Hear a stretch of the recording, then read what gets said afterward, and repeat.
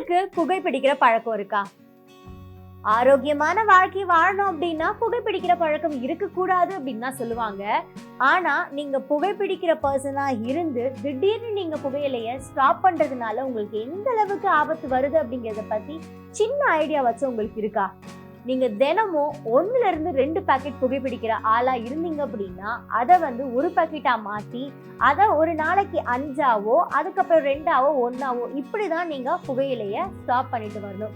சடனா நீங்க 2 பாக்கெட் குடிக்கிறவங்க கம்ப்ளீட்டா நான் புகையிலைய குவிட் பண்ண போறேன் அப்படின்னு விட்டுட்டீங்கன்னா இது சம்பந்தப்பட்டு உங்களுக்கு நிறைய ஆபத்துகள் உங்களோட உடம்புல ஏற்படும். இது என்ன புதுசா இவங்க புகைப்பிடிக்கிற பழக்கத்தை விடக்கூடாதுன்னு சொல்றாங்களேன்னு உங்களுக்கு ஆச்சரியமா இருக்கலாம். அது ஏன் விடக்கூடாது, அது அப்படி ஒரே டைம்ல விடுறதுனால உங்களுக்கு என்னென்ன பாதிப்புகள் வரப்போகுதுன்னா இப்ப பார்க்க போறோம். முதல்ல தலைவலி, மயக்கம்.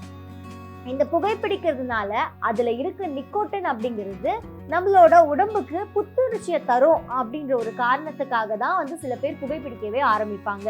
ஆனா அதோட அளவு அதிகரிச்சுட்டு இருக்கும்போது நம்மளோட மூளையை கம்ப்ளீட்டா அதோட கண்ட்ரோலுக்கு நிக்கோட்டின் கொண்டு வந்துடும். ஸோ நீங்க அந்த புகைப்பிடிக்கிற பழக்கத்தை சடனா நிறுத்தும் போது நம்மளோட மூளையில இருக்க நரம்பு மண்டலம் இருக்கு இல்லையா, அது கம்ப்ளீட்டா பாதிக்கப்படும். இந்த நிக்கோட்டின் அப்படின்ற ஒரு விஷயம் தினமும் செலுத்திக்கிட்டே இருந்து சடனா நீங்க ஸ்டாப் பண்ணிட்டீங்க அப்படின்னா, எப்படி டீ குடிச்சாதான் எனக்கு காலையில மோஷன் போவேன் அப்படின்ற ஒரு பழக்கத்தை வச்சிருக்கீங்களோ அதே மாதிரிதான் இந்த புகைப்பிடிக்கிற பழக்கமும். இது இல்லைன்னா நான் செயல்பட மாட்டேன் அப்படின்ற மாதிரி ஒரு கட்டத்துக்கு நம்மளோட நரம்பு மண்டலம் மூவ் ஆயிடும். அந்த சமயத்துல நம்ம நிக்கோட்டினோட அந்த அளவை கம்மி பண்ணும்போதோ இல்ல ஸ்டாப் பண்ணும்போதோ உங்களுக்கு மயக்கம் ஏற்படும், தலைவலி ஏற்படும், சோர்வா இருப்பீங்க, படுத்துட்டே இருக்கணும்னு தோணும், ஆனா தூக்கம் வராது. அடுத்த ஒரு பிரச்சனை என்ன அப்படின்னா தூக்கமின்மை.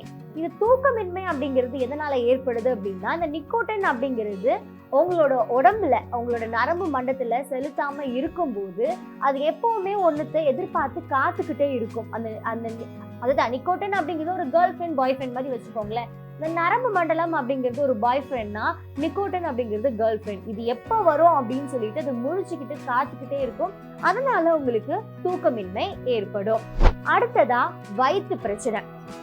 டைஜஷன் அப்படிங்கிற ஒரு விஷயத்துல பல விதமான பிரச்சனைகளை நீங்க ஃபேஸ் பண்ணுவீங்க. இந்த டைஜஷன் அப்படிங்கிறதுக்கு முன்னாடி இருக்க ஒரு ப்ராசஸ் பசி, சாப்பாடு. அது பயங்கரமாவே உங்களுக்கு ஏற்பட ஆரம்பிக்கும். நம்மளோட ஸ்மால் இன்டெஸ்டைன், லார்ஜ் இன்டெஸ்டைனை இந்த நிக்கோட்டின் ரொம்ப ஆக்டிவா வச்சுட்டு இருக்கும். ஸோ அது இருக்கிறதுனால உங்களுக்கு நிறைய நேரம் பசிக்காது. அதாவது நீங்க ஸ்மோக் பண்ணிட்டு இருக்கும் சமயத்துல எனக்கு சாப்பாடு வேணாம், ஒரு வாட்டி ஸ்மோக் பண்ணா போதும், என் பசி தீந்துரும் அப்படின்னு சொல்றவங்க நிறைய பேர் இருக்கீங்க. ஸோ அந்த மாதிரி சமயத்துல நீங்க நிக்கோட்டினோட அளவை உடம்புல செலுத்துறத குறைக்கும் போது உங்களுக்கு பசி பயங்கரமா எடுக்க ஆரம்பிக்கும். சாப்பிட்டுக்கிட்டே இருக்கணும் அப்படின்னு தோணுவீங்க. அதனால உங்களுக்கு உடல் பருமன் ஏற்படுறதுக்கான காரணமும் இருக்கு.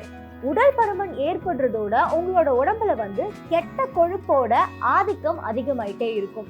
அதனால உங்களுக்கு ஹார்ட் பிரச்சனை ஏற்படும். ஸோ இப்போ நம்ம சாப்பிட்டுட்டோம், இப்போ சாப்பிட்ற இந்த உணவு செரிக்கணும் இல்லையா, அது செரிக்கவே செரிக்காது. அதனால உங்களுக்கு மலச்சிக்கல் ஏற்படுறதுக்கான வாய்ப்புகளும் இருக்கு. ஸோ நீங்க உங்களோட ஃபுட்டை டைஜஷன் பண்றதுக்காக என்னென்னமோ முயற்சி பண்ணுவீங்க. ஆனா உங்களோட ஸ்மால் இன்டெஸ்டைனும் லார்ஜ் இன்டெஸ்டைனும் இந்த நிக்கோட்டின் எப்போ வரும் அப்படிங்கிறத எதிர்பார்த்து தான் காத்துக்கிட்டு இருக்கும்.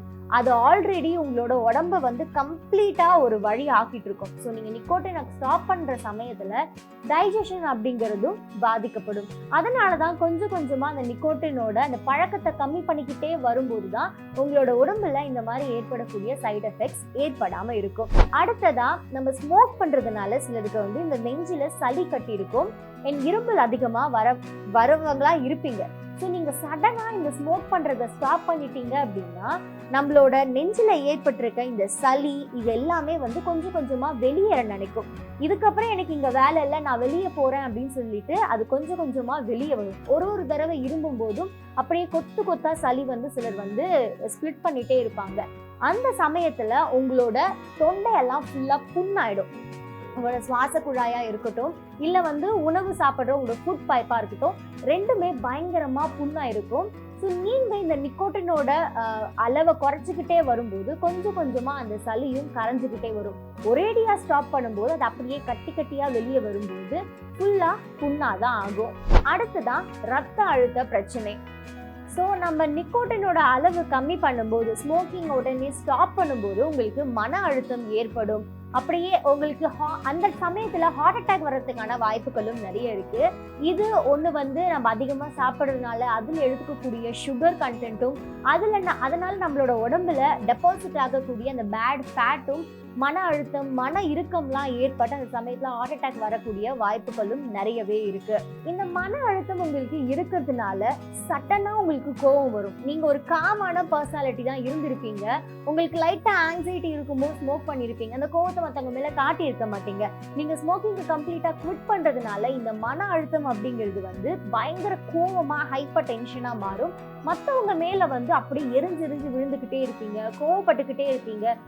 உங்களுக்கே பிடிக்காம போகும். இதனால தூக்கமின்மையும் ஏற்படும்.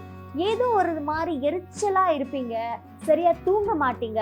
அப்புறம் அப்பதான் படுத்த மாதிரி இருக்கும், தூக்கமே வராது. திடீர்னு பார்த்தா விடிஞ்சிட்டு இருக்கும். இவ்வளவு நேரம் நம்ம தூங்கலையா அப்படிங்கறத வந்து விடிஞ்சதுக்கு அப்புறம் தான் நீங்க ரியலைஸே பண்ணிருப்பீங்க.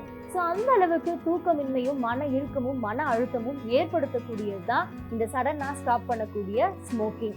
அடுத்ததான் உங்களோட உடம்புல கூச்சம் வர ஆரம்பிக்கும். நார்மலா யாராவது தொட்டாலே ஒரு மாதிரி கூசுற ஃபீலிங் உங்களுக்கு இருக்கும். இரிட்டேட்டடா ஃபீல் பண்ணீங்க.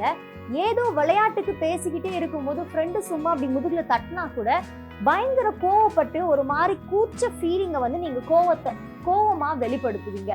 இந்த மாதிரி பல விதமான பிரச்சனைகளை தூண்டக்கூடியதுதான் இந்த சடனா ஸ்டாப் பண்ணக்கூடிய ஸ்மோக்கிங். ஸோ உங்களோட உடம்புல நீங்க செலுத்தக்கூடிய இந்த நிக்கோட்டினோட அளவை கொஞ்சம் கொஞ்சமா கம்மி பண்ணும்போது தான் இப்போ நான் சொன்ன இந்த பிரச்சனைகள்ல இருந்து உங்களால வெளியே வர முடியும், இல்ல அந்த பிரச்சனைகளுக்கு ஆளாகாம இருக்க முடியும்.